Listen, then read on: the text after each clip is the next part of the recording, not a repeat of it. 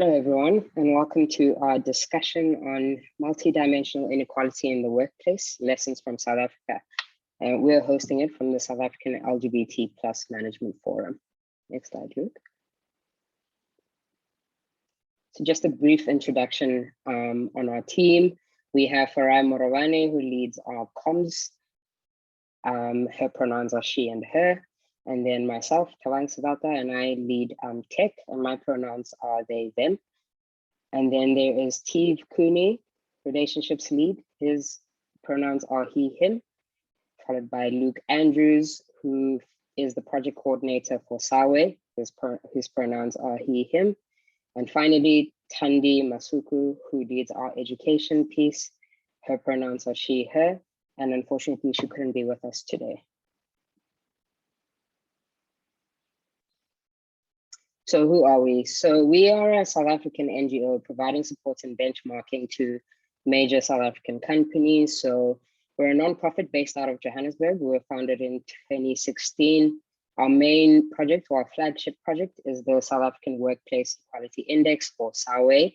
It is the equivalent of the HRC Corporate Equality Index, Stonewall Workplace Equality Index, etc.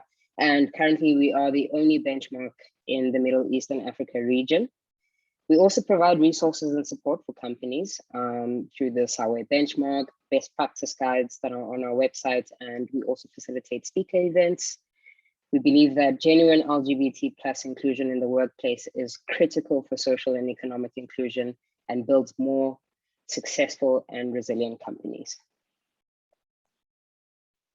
So our learning objectives for today. So we hope that you'll take away the following from this workshop. So a better understanding of complexity of D&I and sexuality in Africa, best practices and learnings on the impact of intersectionality and the interaction of social and economic inclusion. So we're going to take the assumption that attendees don't have an in-depth knowledge of South Africa. So we're going to start off with a brief introduction of that. Now I'm going to hand over to Farai to provide the South African context. Thank you, Tawang. Let's get a little bit into the context of South Africa as a country to give a good backdrop into the rest of the workshop and of the presentation. To begin with, it's really difficult to start to understand the country's context and the current context specifically without understanding the very recent history of apartheid in the country, which was essentially state-sanctioned and institutionalized racism. And this formally lasted from 1948 till 1994. And these policies created a separatist regime racially, economically, and socially. And so like many other African countries that were under colonial rule, many of the apartheid laws also used to criminalize homosexual activity and discriminate against LGBTIQ+ people.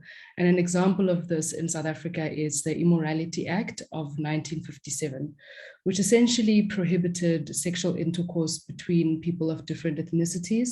But in addition to that, it also restricted what was called unnatural or immoral sexual acts, which was essentially a euphemism for a sexual act associated with homosexuality or non-productive intercourse. If you can go to the next slide. We live in the world's most unequal society. South Africa has a Gini coefficient of 0.63, which is currently the highest level of income inequality measured globally. This May 2019 cover of Time magazine depicts this quite accurately, really showing on the left an affluent Johannesburg suburb called Primrose, and just across the road, a poor informal settlement called Makause. Next slide. South Africa has one of the most liberal constitutions in the world, which protects the rights of LGBTIQ+ people, and is also the first and the only African country currently where same-sex marriage is allowed. Yet societal discrimination and exclusion still exist. And so when you have a change in attitudes and an acceptance in the workplace, this not only positively affects business results, but it also has the potential to create wider positive societal change. And so creating inclusive work environments not only impacts the lives of LGBTIQ plus people in the workplace, but it also helps to foster a more diverse and inclusive work environment for all employees. And the work essentially that we've assigned ourselves is to ensure that all LGBTIQ plus people are able to have places of work that don't mirror the discrimination faced in society, and that all LGBTIQ plus people have access to a livelihood and that their rights are protected while they're doing so. You can go to the next slide. As mentioned before, South Africa has the world's highest levels of inequality, and this is coupled with an unemployment rate that is close to 30%. And so in many cases, LGBTIQ plus job seekers are unable to secure employment because of their perceived sexual orientation or gender nonconformity. And those who manage to access work face various forms of discrimination and exclusion, which really creates an immediate threat to one's livelihood and ability to be an active part of the economy. An NGO called Out Wellbeing, based in South Africa, carried out a study that reported the different types of harassment that LGBTIQ plus people have faced in workplaces over the last 24 months. And as you can see, it ranges from anything from verbal insults all the way to sexual assault.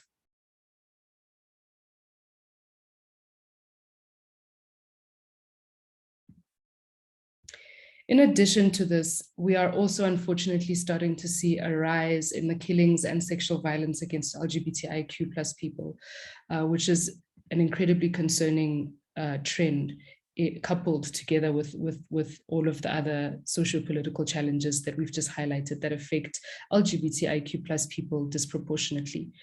And I will hand over to TV. And in the context of what Faraz just shared, this is exactly why the workplace has become such an important place for LGBT plus inclusion. The workplace is an important place because it brings the South African society together in such an interesting way. And I'll share more about that in a sec. Diversity is an important part of government policy, and the government has taken an active measure in trying to legislate better diversity and inclusion. Through things like the South African broad black-based economic empowerment policy. And this is an affirmative action type policy that is generally focused around addressing race, gender, and disability in the workplace. One of the important things to note from that is that it specifically excludes LGBT plus measures. And a lot of the work that we're driving and corporate work that corporates are taking on is to balance that out. But that doesn't give you any benefit in terms of government policies, and some of these government policies are scored and measured. The workplace is also a very interesting thing in that it is sometimes a safer environment, quite often for people who live in a community that may not be as accepting of LGBT plus people. And we know this to be true because South Africa does have, in terms of what Faraz just shared, some communities that are very hostile towards LGBT plus people. Workplaces, therefore, can be a place where somebody can be a more authentic version of themselves, because workplaces can provide that additional safety net. The workplace is also a bigger melting pot, because all South African spatial planning laws quite often means that a lot of people live in communities that are very similar in ethnic or tribal or social backgrounds. The workplace then is a melting pot of people that come from all different parts of communities and cities, and form the most diverse environments within that workplace. But the difficulty with that is some people have to go back to their workplace, to their homes after that diverse environment. For those people that don't have an environment as safe, it means they go to a place that is not as okay for them being their authentic selves. The other amazing thing is workplace changes that we're driving get to be taken back to communities who quite often may not have the knowledge or access to resources for LGBT plus matters that workplaces do. They're able to take that knowledge back to their environments, and that's where we're really starting to see true societal change happening from workplaces impacting the communities that people live in. Next slide, please, Luke. Another reason why the workplace matters is for economic inclusion. A lot of people in South Africa struggle to find work. The unemployment rate is 34%. And the intersection of what your background is versus your LGBT plus being can sometimes result to being having that challenge of finding a job amplified. With the 34% unemployment rate, trying to get a job, let alone a good job, let alone progressing your career in a corporate South Africa can really be quite challenging. Next slide, please, Luke. Another challenge, if you take that a step back, to people that are acquiring the skills to enter the workplace, is there could be, prior to entering the job market, a discrimination and marginalization about acquiring a really good education, especially because it gets really competitive. And luckily, we know that higher education places can be a bit more liberal, but if you come from a really impoverished background and you don't come from the right environments, getting into those places can be quite challenging. Next slide, please, Luke. But one of the most important things is that if a child grows up in poverty, and here in South Africa, the poverty rate, as we've shared with you, is pretty high. You could sit in an environment where a family can be quite ostracized because of poverty and have a lack of access to quite a lot of resources. And you can imagine an LGBT plus identifying child in that environment would have the added pressure of socioeconomic pressures over and above being LGBT plus identifying in getting that kickstart in life. So the compound effect of growing up in an environment that's not very economically inclusive, having difficulty accessing the education, and then trying to be a job seeker, and all of this, trying to do all of this as an LGBT plus individual is a real challenge in this part of the world. Thanks, Luke. So thanks, TV. So that's really useful context to understand about the work we do as the LGBT Management Forum and some of the things that we're seeing in the workplaces that we are active in. So one of the ways in which we think about diversity and inclusion is through our 6 element framework. So we believe that diversity and inclusion in the workplace is a product of what we call structures on the one hand and behaviors on the other. Now, structures are those kind of top-down elements of the workplace that they can be designed, planned. It's the kind of frameworks within which employees find themselves in the workplace. And so we think about these in 3 ways. It's the policies of the workplace, the various processes that are kind of key to management practices and how the firm operates or the organization operates. And thirdly is the support mechanisms and the access to resources that are available for employees. On the other hand, however, we think that you can't just have structures. You also have to have the right behaviors, and behaviors in this context is the lived experience of the individuals and employees in the workplace. So we break this down into 3 elements. It's awareness and sensitivity. It's the importance of diverse and inclusive thought more generally, not just around LGBT matters. And lastly, it's about visibility of LGBT people. And so for us, these two elements, the structures and the behaviors, must go hand in hand. You can't have structures without the behaviors, you can't have behaviors without the structures. So there's no point in having all the policies in place, a well-resourced LGBT network, if actually the lived experience of employees on the ground is adverse and negative. But equally, you can't really have behaviors without the structures either. You can have a great workplace, but when issues arise, matters happen, you need the kind of structures in place to be able to create a fully inclusive workplace. So we think about diversity in these 6 terms, and we structure our index around these 6 elements. And we've published a lot on our view of best practice in the South African workplace along these dimensions. So as Thabang mentioned, one of our flagship projects is the South African Workplace Equality Index. It is comparable to the likes of the Corporate Equality Index in the US and Stonewall's Workplace Equality Index in the UK. And we were really proud to launch a pilot in 2018 based along the same principles of companies submitting evidence and answering questions against what we perceive to be best practice. SARWay was run again in 2019, and actually we are right in the middle of SARWay 2021. The SARWay covers 18 questions covering the 6 dimensions we just spoke about. And as was mentioned, we are the only such index in the Middle East Africa region. So we're really proud of what we are doing and raising awareness on the continent. For more information on SARWay, please go to our website and you can download all of our previous reports and some of the insights contained in that. But what SARWay is really great for doing is not just about creating a benchmark and for kind of raising the awareness of LGBT inclusion in the South African workplace, but it also allows us to understand a lot more about what great companies are doing.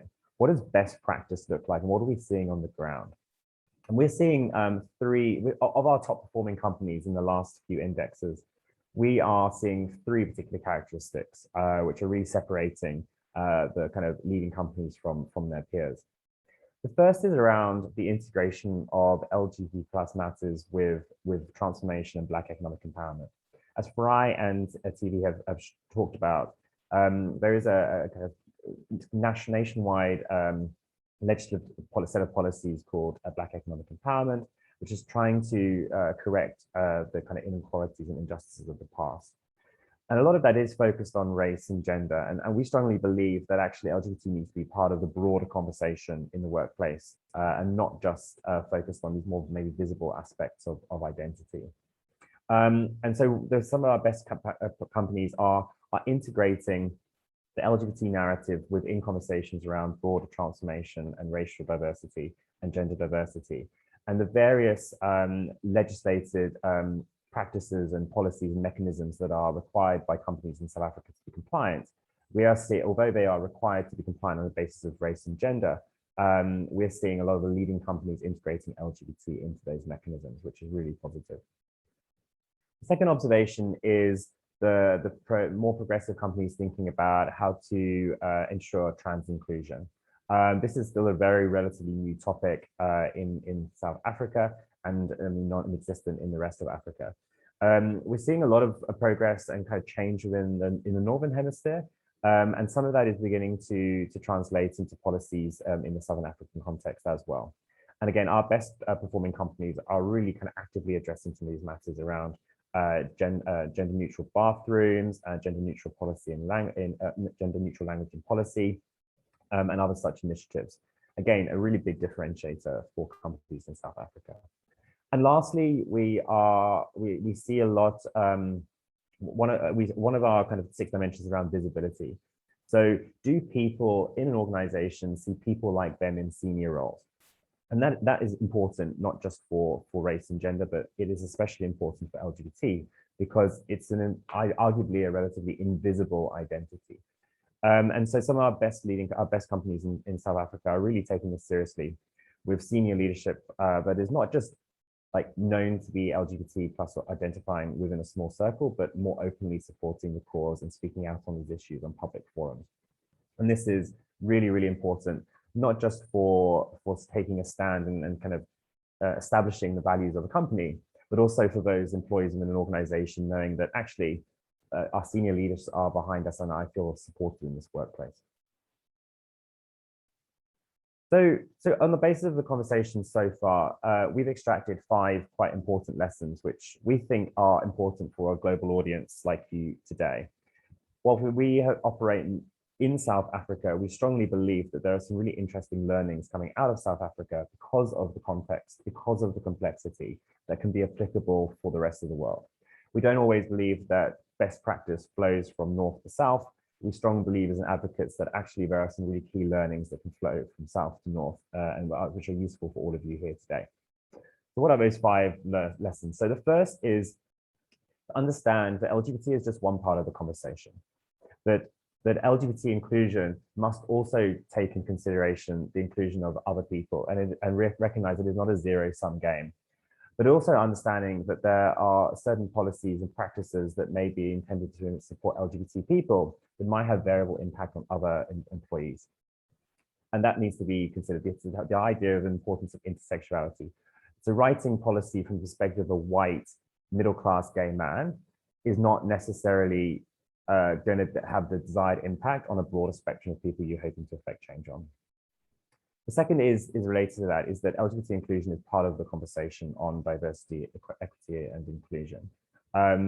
The policies, the people in charge of D&I and companies need to be thinking more holistically. Now in South Africa, race and gender takes precedent, not precedence, but it's at the forefront of people's consciousness because of the history of the country. But we argue that LGBT inclusion needs to be part of that inclusion, part of that conversation, not aside from it or kind of taking the space of the other elements of diversity. Thirdly, because LGBT identity is hidden, visibility is really important, and the policies must address that, and workplace cultures must be conscious to it. Fourth, because sometimes in the workplace, because my experiences of working in other countries outside of South Africa, often the workplace is where people tend to go back into the closet, whereas their home and social life is often where they're most out and free. We often see in South Africa actually the reverse happening, that the workplace becomes the sanctuary. It becomes that heterogeneous, diverse place, which is different from their communities. And so that is a really interesting thing to be conscious of. But sometimes the workplace is the only safe space for a lot of people that they can be truly themselves and live their full potential. And lastly, but because of that heterogeneity and that diversity, it can be a place of learning. It can be the crucible in which ideas are exchanged and people are exposed to alternative ideas and alternative people and different ways of thinking about the world. And that can have a multiplier effect in the community that they are part of. And so companies need to think about their LGBT inclusion, not just within the confines of their workplace, but actually the potential impact of that on the wider society in which they operate. So what we wanted to do now as an organization is just to open up a bit of Q&A. So we're doing this pre-recorded. So we thought we would sample this as a Q&A internally within ourselves. And we quite an interesting bunch of people, I like to think. So we're going to have it open up to a new segment where we're just going to talk a little bit about our experiences in a more free-flowing conversation as a kind of semi-panel discussion. So I hope you've learned a little bit from the presentation element, and I'm going to hand it over to Tabang for the next element of this presentation. Thanks, Luke. All right, so I'm gonna shoot off the first question to Farai on how do you think your experience as a Black woman has shaped your experience in the workplace in South Africa? Right, that's a great question. So I think given that we are working and living in such a highly racialized society, I think throughout the presentation, we've been talking about that a lot. It's really what people lead with in the workplace. And that's a function of both sort of the social elements, but also the policies within workplaces. And I think TV spoke about some of the empowerment policies that are available or that from a policy point of view are active in the country. And so my experience has been varied, where I've worked for companies that take a compliance route to creating inclusion, and companies that take a people first route. And what I've noticed or what I've realized is that the companies that really stand out and do well are companies that ensure that these are working in parallel. And so manage to build sort of harmony between both the people element as well as the policy element. So the stick and the carrot, if you will. And those are the companies that are able to build some of the most inclusive workplaces and go beyond racial inclusion, but also look at gender, sexual identity and orientation and disability as well. And so in my experience, I've been able to contribute so much more in spaces where all voices are really valued and considered, and where diversity and inclusion is not just a tick box exercise or an add and makes exercise, but really where your contributions are taken seriously and there's impact in the work that you can do.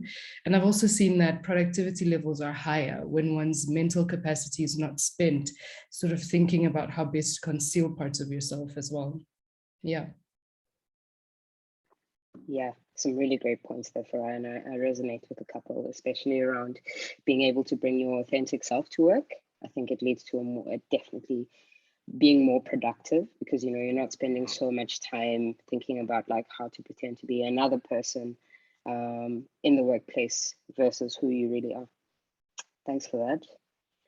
All right, and for you, Luke, what is your advice to those that lead diversity, equity, and inclusion programs in organizations? Thanks, Tabang. So I think the first thing I want to point out is often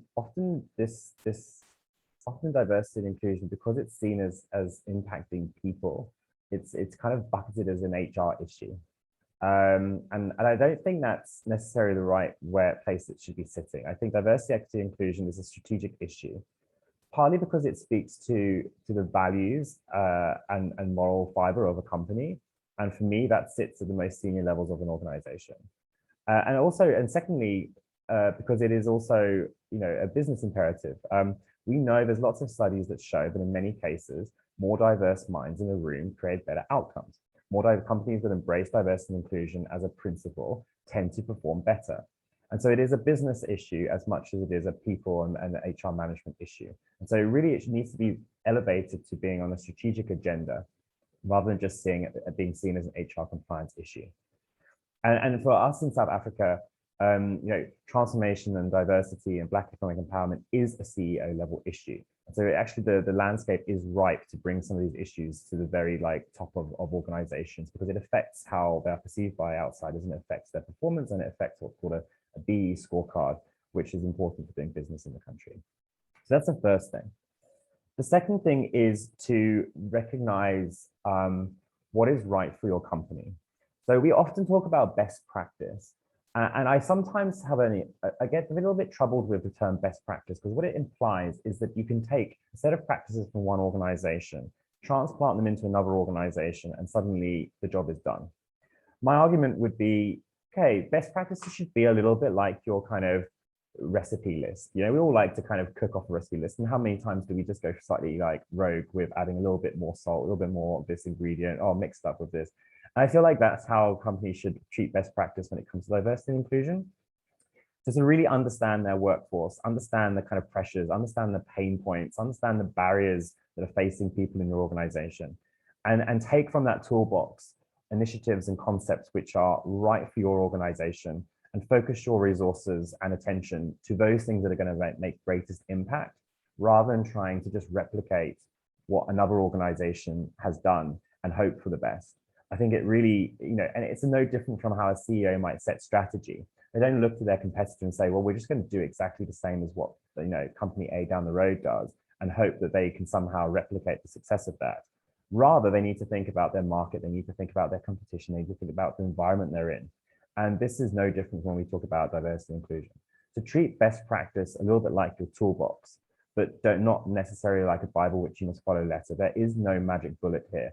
Understanding what the particulars of your organization is critical, and tailoring your incentives and initiatives accordingly is vital. And lastly, related to that, is to listen to your people. Understand what's going on. Don't just replicate best practice. Listen to your employees. Understand the challenges they may face. Be empathetic to their needs. And apply a business mindset to that as well, because at the end of the day, the organization is there to achieve results as well. And so that's not a zero-sum game. Listen to your people, and then you'll go far. So those are my kind of three kind of main advice: strategic issue, be particular to your workforce, and then listen to your team. Thanks, Luke. I really like the analogy you made about a recipe book. Yeah, I think that's a really great way to look at it. Not following it to the T, adding your own flavor, and most importantly, listening to the employees to figure out, and having a bit of curiosity around, seeking out different points, listening to what are their pain points, and kind of infusing that into how you approach DE&I. Thanks for that. Cool. TV, for you, what is the role of South African companies in promoting LGBT+ inclusion in the rest of the African continent? That's a very good question, Tabang. And South Africa, in many ways in Africa, plays this leading light role, and has been for a long time. We We are the biggest economy in Africa. We have a lot of market-leading businesses that are expanding across the continent and have been doing so for many decades now. We are generally thought leaders, a very tech-savvy environment relative to the rest of the continent, and very innovative in how we solve problems.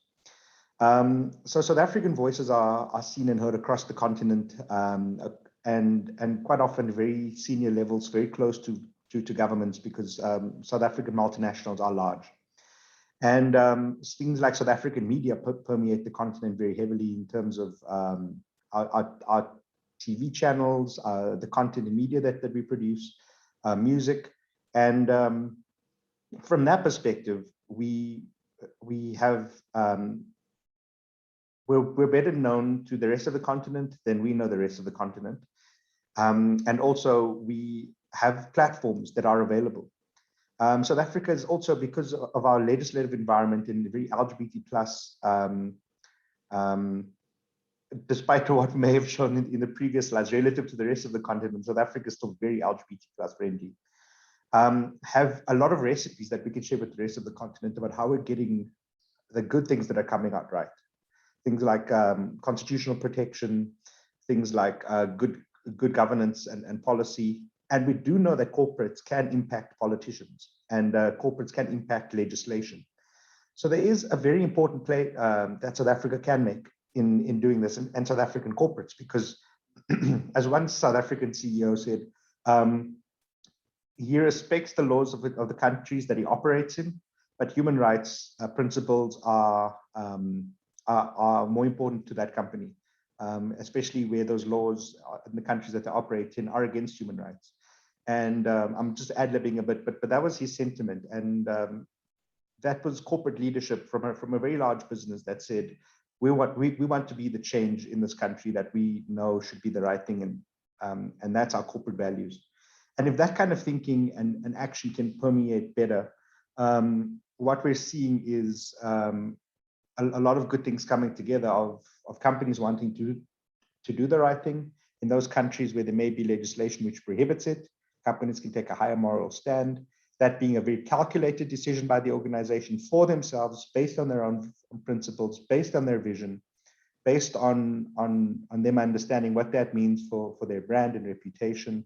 So those are very important things. What they also can do is, if they're not willing to take such a bold step, is to create muted versions of that for their organization in the workplace, but also understanding that the people in that workplace will have to go back to their communities at the end of the day, and just figuring out for themselves, what does that mean for themselves? That's hard work. That takes a lot of thought and innovation. That takes a very switched on environment to think of all the different scenarios. But these things are possible, and we're seeing South African companies do this all over the place. Some of us work for companies who are involved in that kind of thought or action. And these are really societal changing things that are happening, which is both exciting, but also the hard work that companies can do to change their organizations, take that change and impress it upon other jurisdictions that they work on, and uplift the entire ecosystem. I would add to that, TV, South African occupational health law also requires South African companies to protect their workforce, no matter the citizenship of that workforce. And so a legal argument can also be made to say that actually South African companies have responsibility for their workforce, no matter where that workforce is located and the citizenship of that workforce. And so you can make that case to say South African companies need to translate their policies, which may or may not be, they need to translate their progressive policies in South Africa to the other environments in which they're working in. And TV, you make a great point about there's the legal framework of the country they're operating in, but there's also just a human rights agenda, which is important to place here as well. Yeah, thank you. Thanks, Steve. Thanks, Luke. Very great points there. And with that, we are going to end our Q&A and end this discussion. So just finally, if you would like to reach out to us, please, you can contact us on the email addresses over here or find out more at our website, lgbtforum.org, or visit our Facebook page, LGBT Forum. Thank you so much for your time and for listening.